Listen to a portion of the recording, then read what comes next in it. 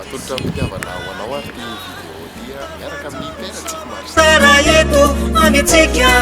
Radio Maria indray izono radiotsika Radio Maria ny feony Kristino tonga ao an-tranona ny afatry Kristino ampitay ny hoana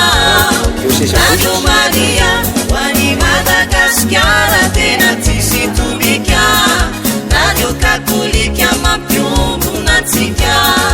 Radio Maria io ambany fitantanany Masina Maria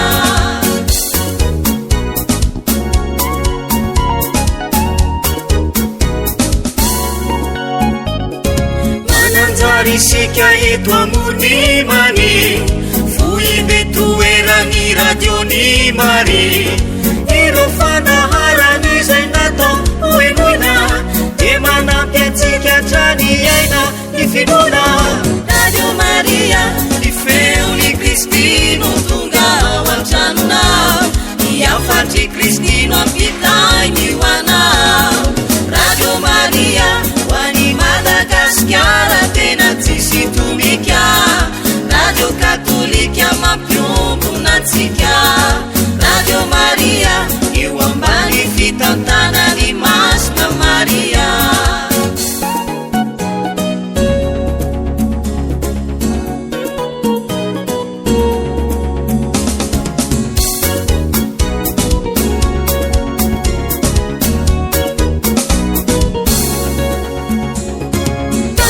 tratrany ty onjam-peo ity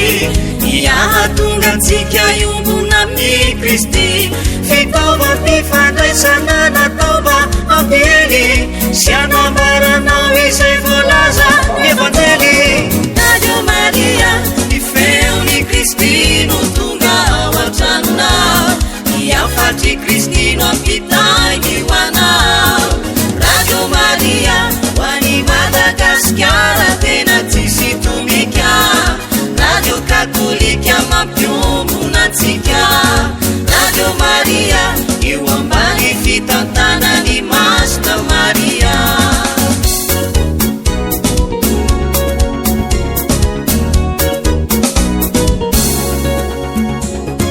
Radio Maria ny feony Kristino tonga ao an-tranona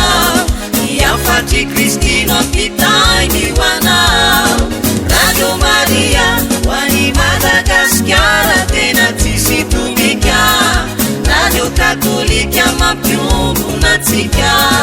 Radio Maria io ambany fitantanany Masina Maria